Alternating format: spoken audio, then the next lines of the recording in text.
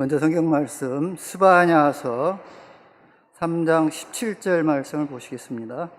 스바냐서 3장 17절, 구약 성경 1309페이지 근방에 있습니다. 스바냐서 3장 17절 제가 봉독하겠습니다. 너의 하나님 여호와가 너의 가운데 계시니 그는 구원을 베푸실 전능자시라.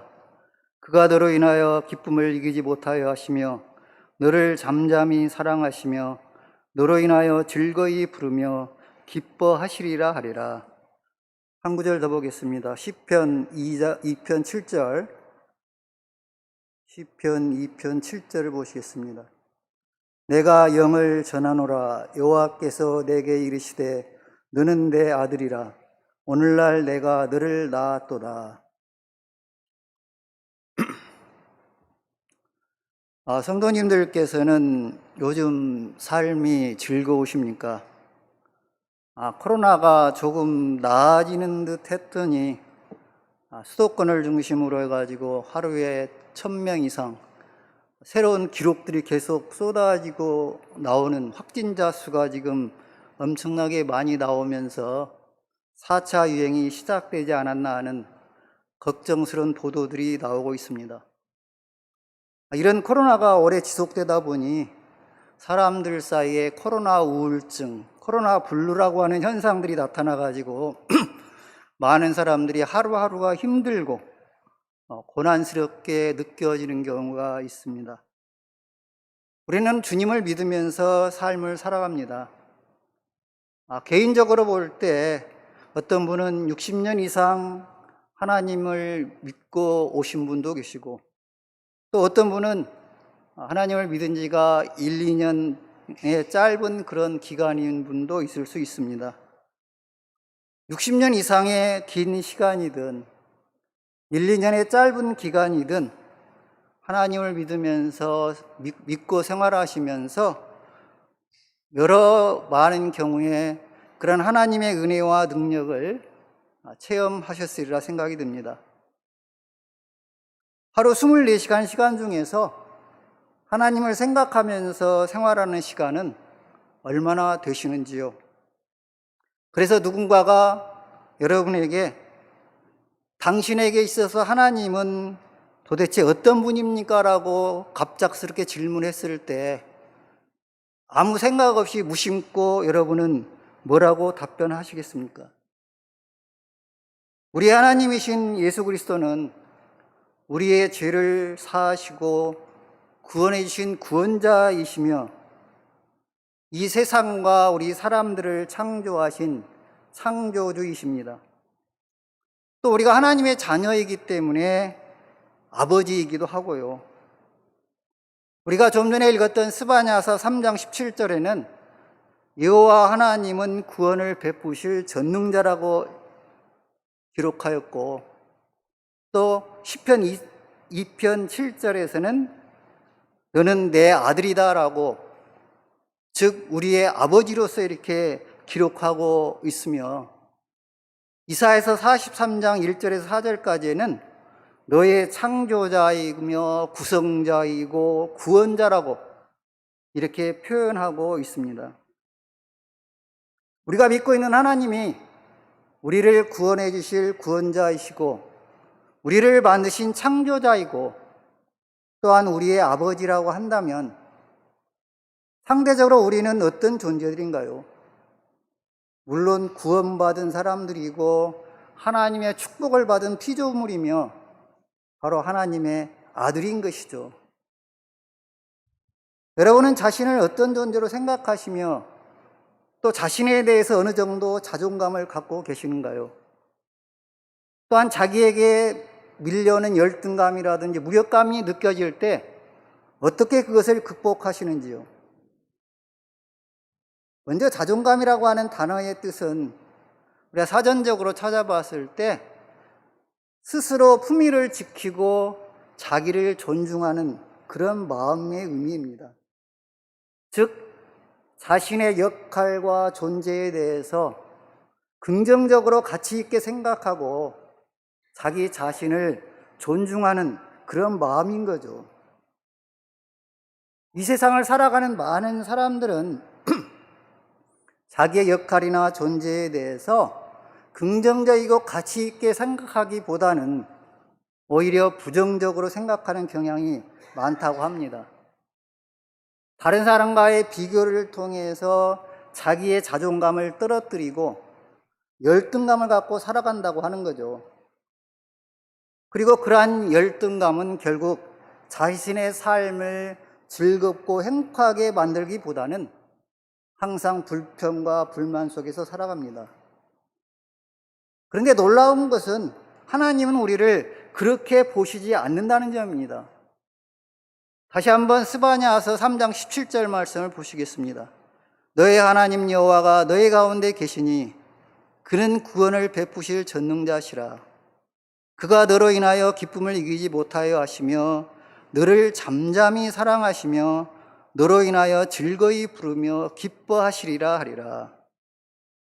이 말씀에서 너를 나로 바꿔가지고 한번 같이 읽어보겠습니다.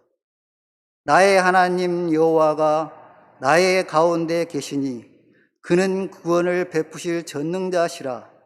그가 나로 인하여 기쁨을 이기지 못하여 하시며 나를 잠잠히 사랑하시며 나로 인하여 즐거이 부르며 기뻐하시리라 하리라. 여기 보니까 하나님은 나로 인해서 기쁨을 이기지 못하여 하신다고 했습니다. 사람들은 자신이 정말 좋아하고 사랑하는 사람에 대해서는 그 사람을 보기만 하여도 얼굴에 웃음꽃이 피어납니다. 여러분은 누구를 보게 되면 자신도 모르게 얼굴에 웃음이 묻어나십니까? 아마도 결혼을 앞둔 예비 신랑 신부는 그 상대방을 볼 때 자기들이 의식하지 않아도 자신도 모르게 얼굴 표정이 달라질 것입니다.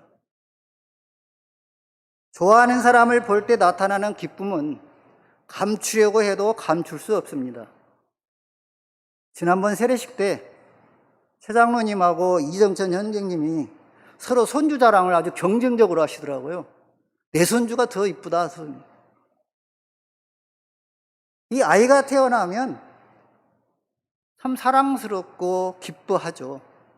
특히 할아버지들은 손주, 손녀를 보게 되면, 손자, 손녀를 보게 되면 행복해 하십니다. 손자, 손녀가 조금만 웃어줘도 그야말로 좋아하면서 그 손자, 손녀에 대해서 무조건적으로 긍정적으로 생각합니다. 때로는 그 손자, 손녀가 다른 일로 얼굴에 웃음을 띠고 우연찮게 할아버지 얼굴을 보았을 때조차도 할아버지는 그 손자, 손녀가 자기를 보고 웃었다고 의미부여를 하기도 합니다.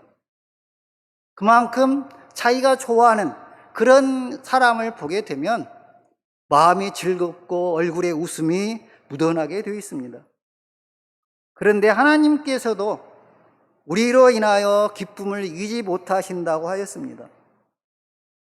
창세기 1장에 보시면 하나님은 우리를 하나님의 형상대로 창조하시고 복을 주시면서 생육하고 번성하고 땅에 충만하라, 땅을 정복하라, 모든 만물을 다스리라고 이렇게 말씀하셨습니다.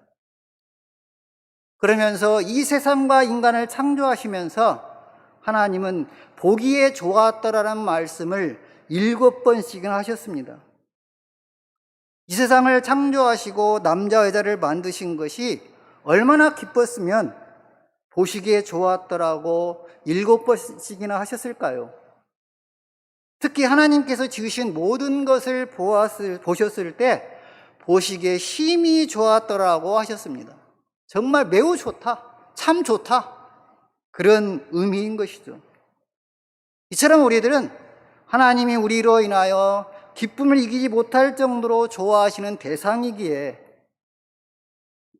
우리들이 구원받은 하나님의 자녀라면 반드시 믿음을 바탕으로 자신을 긍정적으로 평가할 수 있는 자존감을 가져야 된다고 생각합니다.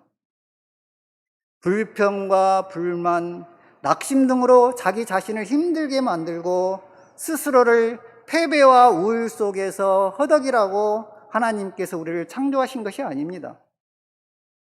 세상에는 인생의 고난 속에서 자신도 모르게 패배에 익숙해진 사람도 있고, 그 고통 속에서 벗어나지 못하고 심지어 극단적인 선택을 하는 사람도 요즘 거의 매일 신문에서 확인할 수 있을 정도로 많아졌습니다. 믿음을 바탕으로 긍정적으로 자기 자신을 생각한다는 것은 과연 어떤 의미이겠습니까? 우리 자신에 대해서 부정적이고 자존감이 낮은 존재가 아니라 하나님의 구원을 받은 자녀로서 긍정적이며 높은 자존감을 가지고 생활하는 것을 의미한다고 생각합니다. 요셉은 형들에게 미움을 받고 애굽의 노예로 팔려갔지만 그는 절망하거나 원망하지 않고 주님의 인도를 구하면서 성실하게 자기 주어진 삶에 최선을 다했습니다. 인생의 발걸음을 인도하시는 하나님을 인정하는 요셉은 심지어 젊은 나이에, 그것도 객지에서 쓸쓸하게 지내는 그런 과정 속에서 다른 사람도 아닌 자기 형들에 의해서 팔려갔을 때 아마 자존감도 굉장히 떨어졌을 것이고, 될 테면 되라는 식으로 삶을 살 수도 있었을 그런 요셉이었습니다. 그러나 그는 하나님을 인정하고 하나님의 인도를 구하면서 그의 삶을 함부로 하지 않았던 것이죠. 심지어 보디발의 아내의 그러한 유혹을 받았을 때조차도 아까도 말씀드렸다시피 그가 젊고 객지에서 쓸쓸하게 그런 지내는 상황이었다면 쉽게 그러한 유혹에 넘어갈 수도 있었던 그런 상황이었지만, 그는 내가 하나님께 어찌 득지하리까라는 그런 이야기를 남기면서 자기 자신을 잘 지켜냈고, 그야말로 자기의 자존감을 지켜낼 수 있도록 그의 삶을 살았던 것입니다.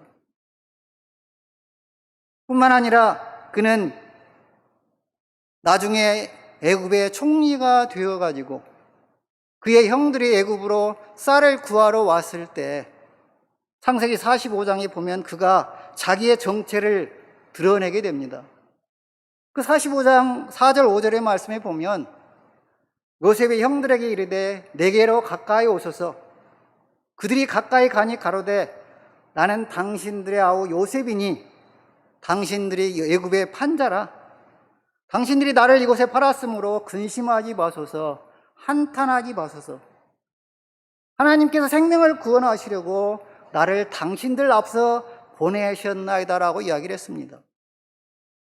보통 사람 같으면 자신을 판 형들에 대해서 평생을 미워하면서 살았을 것이고, 어떻게 보면 원수인 그 형들을 만났을 때 복수의 마음으로 가득 차 있었을 그런 상황이었지만, 요셉은 오히려 하나님의 생명을 구원하시려고 자기를 당신들 앞서 보내셨다고 하면서 자기의 그런 자기를 중요시하고 자기를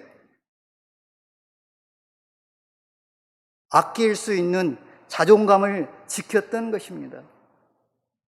하나님께서는 이처럼 우리를 사랑해 주시는 그러한 대상이 바로 우리인 것입니다. 우리는 그러한 하나님의 사랑에 보응하는 그런 차원에서 우리의 자존감을 지키면서 우리가 스스로를 비하하거나 낮추어서는 절대 안 된다고 하는 것입니다. 스바냐서 3장 17절에 이어서 보면 하나님께서는 나를 잠잠히 사랑하신다고 했습니다. 잠잠하다는 말은 말없이란 말로 잠잠히 사랑하신다는 것은 다른 이유를 따지지 않고 사랑해 주신다는 말입니다. 새 번역에서는 사랑으로 새롭게 하신다고 번역하고 있습니다. 성도님들 가운데 자녀가 있으신 어르신들은 여러 자녀 중에서 어떤 자녀가 더 안타깝고 마음에 걸리십니까? 우리의 10손가락 중에서 깨물어 아프지 않는 손가락이 없듯이 사실은 모든 자녀들이 다 신경 쓰이고 마음에 걸리지만 그 중에서도 그런대로 잘 살고 잘 나가는 자녀는 마음에 덜 쓰일 것입니다. 오히려 더 어렵고 고생하는 그런 자녀들이 마음에 걸리는 법이죠. 누가복음 15장 11절에 두 아들이 있었습니다. 그 두 아들 중에서 둘째가 자기의 분깃을 미리 달라고 해서 물려받은 재산을 가지고 떠나가지고 그 재산들을 허랑방탕에 탕진해버리고 거렁뱅이 신세가 되었습니다. 먹을 것이 없어서 돼지들이 먹는 지엽 열매로 배를 채우고자 했지만 그마저도 시원치 않아서 자기 아버지의 집에 돌아와서 일꾼이라도 되어가지고 배 굽는 것이나 면하고자 해서 집으로 돌아왔습니다. 둘째 아들이 가출한 후 항상 자식 걱정으로 언제 돌아올까 노심초사하던 아버지는 멀리서 둘째가 오는 것을 보고 측은히 여겨 달려가서 목을 안고 입을 맞췄습니다. 어떻게 보면 자신의 유산인 분깃을 다 받아 떠났기 때문에 더 이상 줄 것도 없고 허랑방탕에서 자신의 재산을 다 잃었기에 더 이상 보살펴 줄 것도 없는 그런 아들이었습니다. 그러나 아버지는 둘째 아들의 잘못된 선택에 대해서 이러쿵저러쿵 잘못한 점을 따지거나 지적하지 않고 그냥 측은한 마음으로 달려가서 목을 안고 입을 맞추면서 반갑게 맞이해 주었고 제일 좋은 옷을 꺼내어서 입히고 손에 가락지를 끼우고 송아지를 끌어다가 잡고 잔치를 베풀었다고 했습니다. 그런 아버지의 사랑에 탕자인 둘째 아들이 새롭게 변했을 것은 아마 의심하지 않을 거라고 생각이 듭니다. 그러나 아버지가 그 아들에 대해서 이러쿵저러쿵 따지지 않고 그야말로 사랑으로 감싸 안아줬을 때 그 아이는 둘째 아들은 서절로 변할 수밖에 없었을 거라고 하는 것이죠. 주님께서는 우리를 이처럼 이유를 가리지 않고 잠잠히 사랑해 주시면서 우리로 하여금 새롭게 변할 것을 원하고 계신다고 하는 것입니다. 또한 주님께서는 99마리의 양이 있더라도 잃어버린 한 마리의 양을 찾기 위해서 헤매이다가 찾았을 때 기쁨의 잔치를 베풀었다고 하는 것이 있습니다. 잘 살고 있는 자녀보다 어렵고 힘들게 살아가는 자녀가 부모의 마음에 걸리듯이 주님께서는 죄인이 회개하고 하나님 앞에 돌아왔을 때 훨씬 더 많이 기뻐하시고 또한 사랑을 베풀어 주실 것이라고 하는 것입니다. 그래서 우리는 그런 믿음을 바탕으로 한 우리들의 자존감을 세우면서 우리 자신을 함부로 하지 않는, 나를 비하하고 아무렇게나 대하는 그런 자세가 되었을 때 우리가 행동도 함부로 하는 것이고 나쁜 길로 빠질 수 있는 것이지만 정말 내가 소중한 존재라고 스스로 생각한다면 우리가 함부로 할 수가 없다고 하는 것입니다. 항상 생각하고 이것이 주님의 뜻에 맞는 것인지 생각하면서 우리가 언행을 가질 수밖에 없는 것이 나를 존중하고 자존감을 가졌을 때의 우리들의 모습인 것입니다. 그러면 우리가 믿음 안에서 이러한 자신의 자존감을 높이기 위해서 어떤 노력이 필요할까요? 우선 믿음을 바탕으로 긍정적으로 자신의 자존감을 높이기 위해서는 자기 자신을 인간적인 그런 생각과 관점으로 생각하기보다는 하나님의 입장에서 주님의 관점으로 바라보는 것, 즉 하나님의 말씀대로 따르는 그런 자세가 필요하다고 하는 것입니다. 사람이 정해놓은 변덕스럽고 피상적인 기준이 아니라 주님께서 들려주시는 말씀에 따라서 자기를 바라보고 자기를 생각하는 그런 기준이 필요하다고 하는 것이죠. 즉 우리는 주님의 자녀이기 때문에 자녀로서 이것이 합당한 것인가를 우리가 생각하고 주님의 그러한 관점에서 우리 자신들을 바라봐야만 된다고 하는 것입니다. 출애굽기 3장에 보면 장인 이드로의 양을 치던 모세에게 하나님의 사자가 떨기나무 불꽃 가운데서 나타나셨습니다. 하나님께서 모세에게 말씀하시기를 내가 애굽에 있는 이스라엘 백성들의 고통을 벗어나도록 하기 위해서 그들을 애굽에서 건져내어서 젖과 꿀이 흐르는 가나안 땅으로 인도해야겠다고 하면서 그걸 네가 맡아라. 모세 너를 바로에게 보내서 이스라엘 백성들을 인도해야 되겠다고 이렇게 말씀하셨습니다. 그 말씀에 대해서 모세가 뭐라고 답변했는가? 출애굽 3장 11절의 말씀에 보니까 내가 누구가 한데 바로에게 가며 이스라엘 자손을 애굽에서 인도하여 내리까라고 이야기했습니다. 그랬을 때 하나님께서는 내가 정녕 너와 함께 있겠다. 내가 이스라엘 자손에게 가서 너희 조상의 하나님이 나를 너희에게 보내셨다 하면 그들이 믿을 것이다. 이스라엘 장로들을 모아놓고 아브라함의 하나님, 이삭의 하나님, 야곱의 하나님이 보내셔서 이스라엘 백성들 이끌라고 하면 들어줄 것이다 하고 이야기를 했지만 모세는 그들이 믿지 않고 내 말을 듣지 않고 여호와께서 나에게 나타나셨다는 것을 믿지 않을 거라고 이렇게 이야기를 했습니다. 이야기도 안 되니까 하나님께서 네 손에 들고 있는 게 뭐냐? 내 지팡이입니다. 그걸 던져라. 던졌더니 뱀이 됐습니다. 꼬리를 잡아라. 다시 지팡이가 되었습니다. 네 손을 품에 넣어봐라. 넣었더니 문둥병이 발발했습니다. 다시 집어넣어라 했더니 다시 원상태로 돌아왔습니다. 그것도 믿지 못하면 하수를 퍼다 땅에 뿌려라. 피로 변했습니다.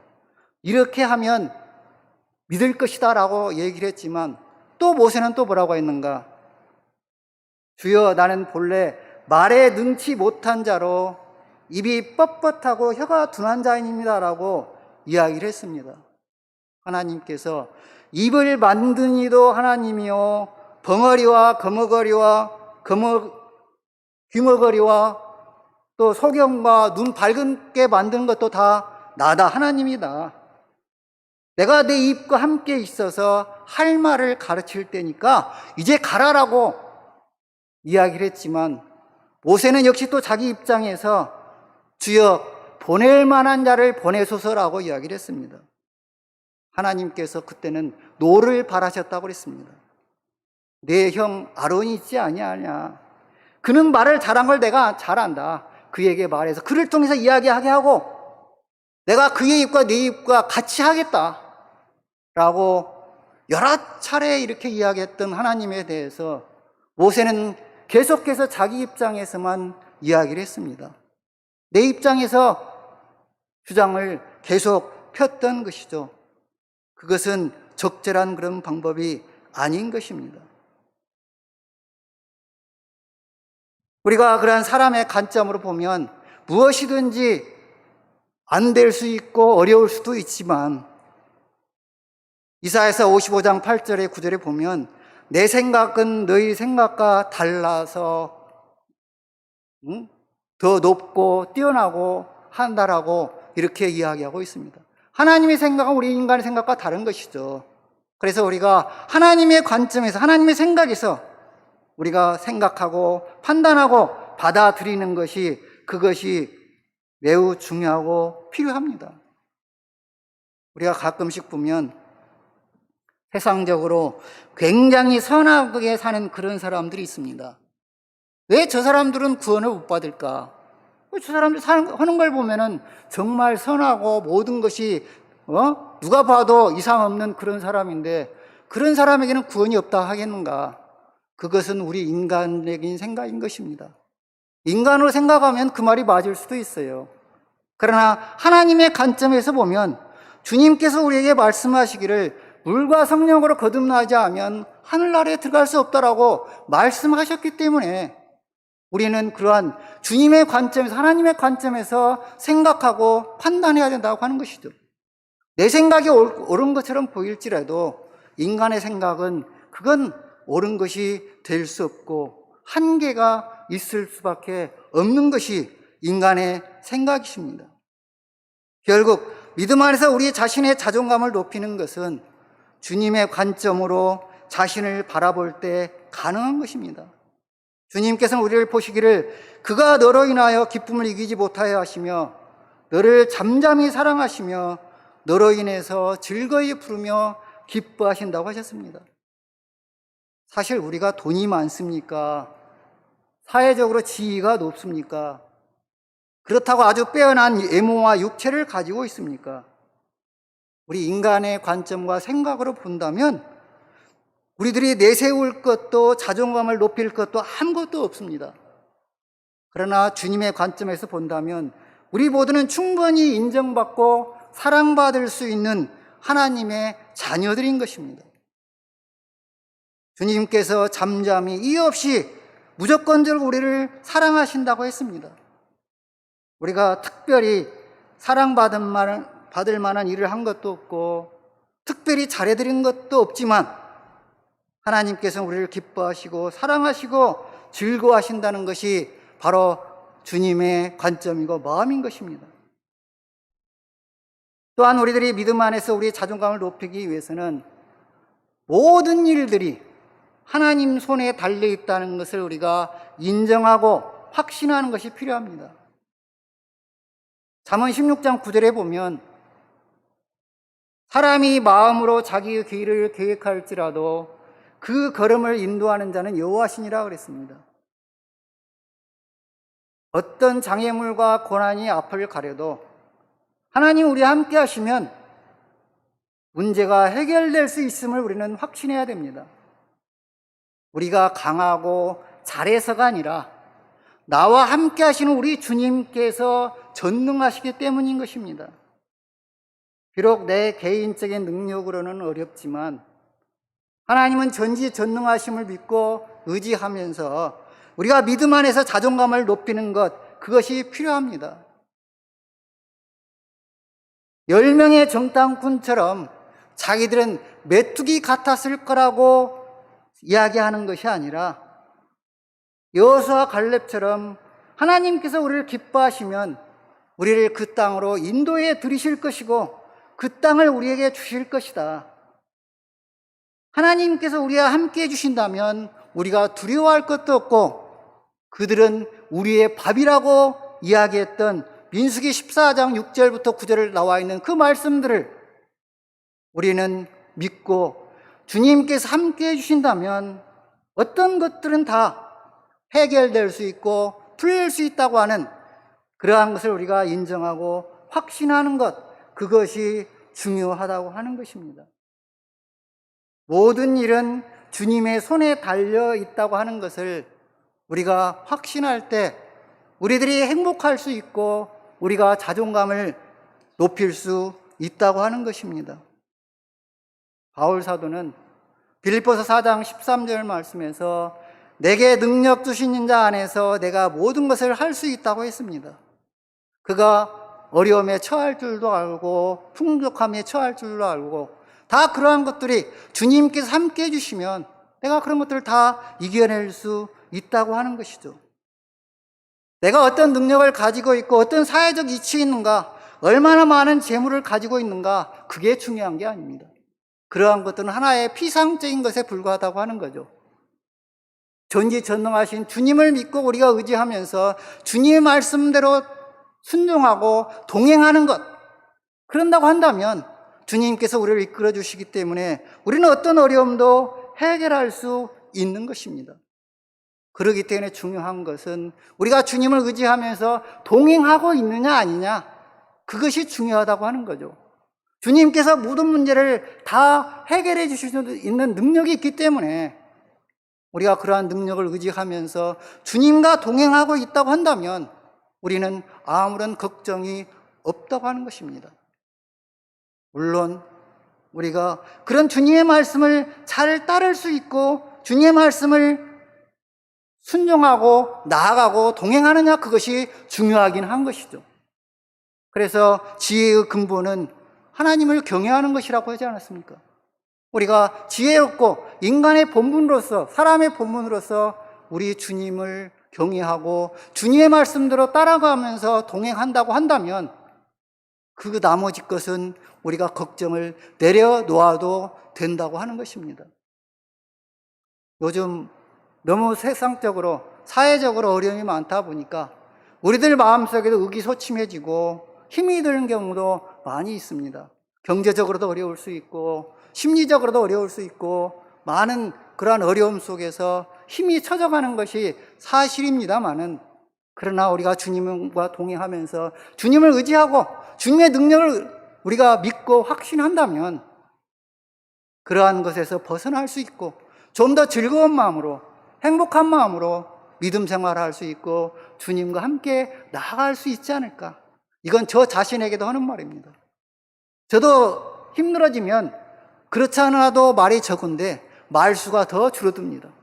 그러면서 때로는 우울해지기도 하고, 그런데 가만히 또 생각해 보면 내가 이럴 것이 아닌데, 내가 주님을 믿고 따라가면서 주님과 동행하면 내가 그럴 필요가 없는데, 그럼에도 불구하고 때때로는 우울해지고 힘들어하고 그런 것을 느끼면서 오늘 말씀을 생각하게 됐습니다. 우리가 정말로 주님께 의지하면서 동행하고 간다면 내가 걱정하고 괴로워할 게 뭐가 있느냐. 모든 것 주님께 맡기고 주님의 인도하신 대로 나가자. 그러면 주님께서 해결책을 제시해 주시고 또 길을 열어주시지 않는가. 지내놓고 보면 참 주님의 은혜를 다시 한번 느끼곤 합니다. 괜히 하나님 앞에서 걱정하지 않을 일을 미리 사서 걱정하고 괴로워하고 힘들 것이 아니라 모든 걸 주님께 맡기고 주님의 인도를 구하면서 우리들이 해야 될 것은 주님의 말씀대로 순종하고 나아가도록 노력하는 것, 그것이 필요하다고 하는 것이 아닙니까? 오늘 오전 설교에서 결국에 종국에서 주님께서는 우리의 산성이 되어 주신다고 했습니다. 우리가 주님과 동행하고 주님 앞에서 범죄하지 않고 주님과 함께 나아간다면 아무런 걱정 없이 함께 갈 수 있다고 하는 것을 우리들이 마음으로 받아들이고 믿고 의지하면서 나아가는 저와 여러분이 되었으면 좋겠습니다.